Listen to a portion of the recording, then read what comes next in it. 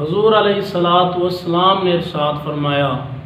الدنیا سجن المؤمن و جنت الکافر، دنیا مومن کے لیے قید خانہ ہے اور کافر کے لیے جنت ہے۔ حضرت ابو موسیٰ اشعری رضی اللہ تعالی عنہ سے روایت ہے کہ سرکار علیہ الصلاۃ والسلام نے ارشاد فرمایا، جو دنیا کا نقصان حاصل کر لیتا ہے، دنیا کا نقصان کر لیتا ہے، اسے آخرت میں فائدہ حاصل ہو جاتا ہے، اور جو آخرت کا نقصان کرتا ہے اسے دنیا مل جاتی ہے۔ تو آپ نے یہ مثال دی اور آپ نے ارشاد فرمایا، دنیا فنا ہونے والی ہے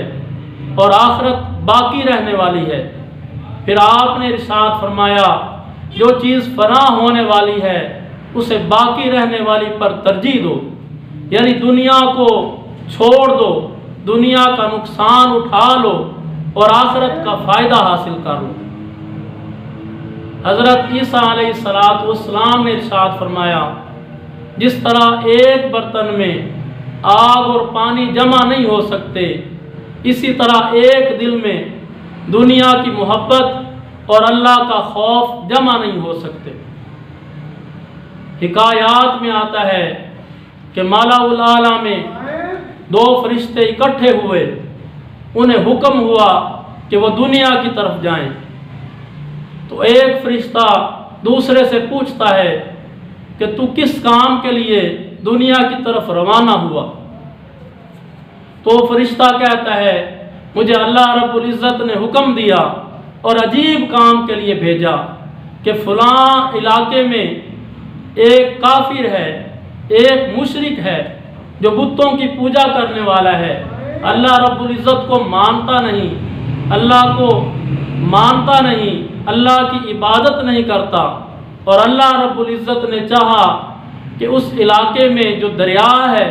اس میں مچھلی پھینک دو، اس دریا میں مچھلیاں ڈال دوں تاکہ وہ مچھلی کھا لے۔ تو اس کی وجہ یہ ہے کہ وہ دنیا میں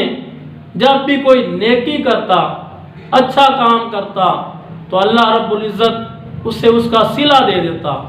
اس کا اجر دے دیتا، اس کا بدلہ دے دیتا۔ اور اب اس کا آخری وقت ہے اور اس نے خواہش کی ہے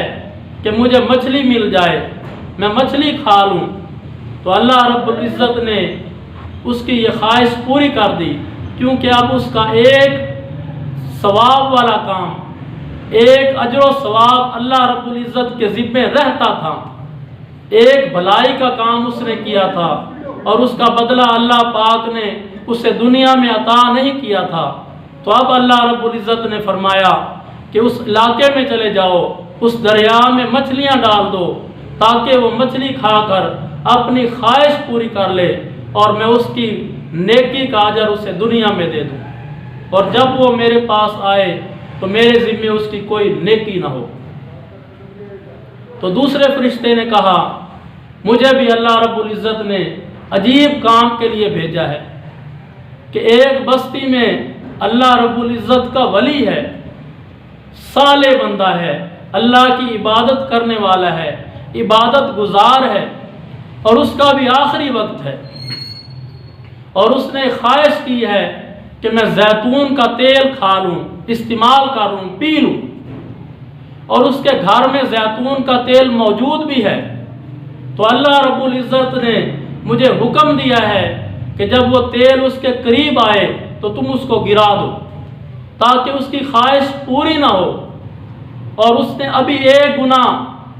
گناہ رہتا ہے جس کی سزا میں نے اس کو نہیں دی، وہ میرا محبوب بندہ ہے، نیک بندہ ہے، تو میں اس کی سزا اسے دنیا میں دینا چاہتا ہوں۔ جب اس کا تیل گر جائے گا، زیتون کا تیل تم گرا دو گے تو اس کی خواہش پوری نہ ہوگی، تو غمگین ہوگا، وہ رنجیدہ خاطر ہوگا، افسوس کرے گا، تو اس افسوس کرنے کی وجہ سے میں اس کے گناہ کو معاف فرما دوں گا، اور جب وہ میرے پاس آئے گا تو وہ پاک اور صاف ہو کر آئے گا، تو پھر میں اسے جنت میں اعلیٰ مقام عطا کروں گا۔ محمد بن کعب रहमतुल्लाह ताला फरमाते हैं कि फमन यअमल मिस्काल ज़र्रतिन खैरन यरा वमन यअमल मिस्काल ज़र्रतिन शर्रन यरा। यानी जो खैर का काम करता है, काफिर अगर कोई खैर का काम करे तो उसे दुनिया में ही उसका अजर दिया जाता है, और मुसलमान अगर कोई बुराई का काम करे, कोई गुनाह करे तो उसे दुनिया में उसकी सज़ा दी जाती है। और आपने इरशाद फरमाया इन दो आयतों का मफहूम ये भी है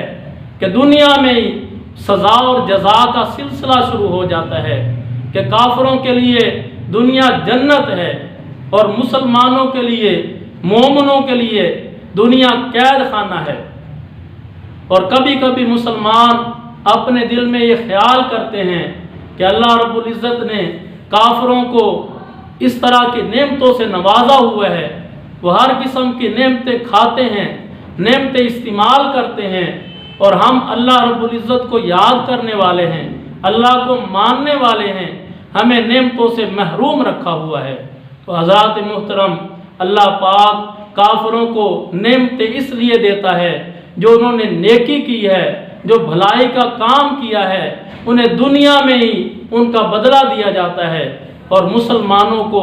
मोमिनों को अल्लाह रब्बुल इज़्ज़त गुनाहों की सज़ा इधर ही दे देता है, उन्हें नेमतों से महरूम रखता है ताकि उन्हें जन्नत में आला नेमतें अता फरमाए। और अल्लाह रब्बुल इज़्ज़त ने इरशाद फरमाया इन्नल अबरारा लफ़ी नईम, बेशक नेकों के लिए जन्नत है।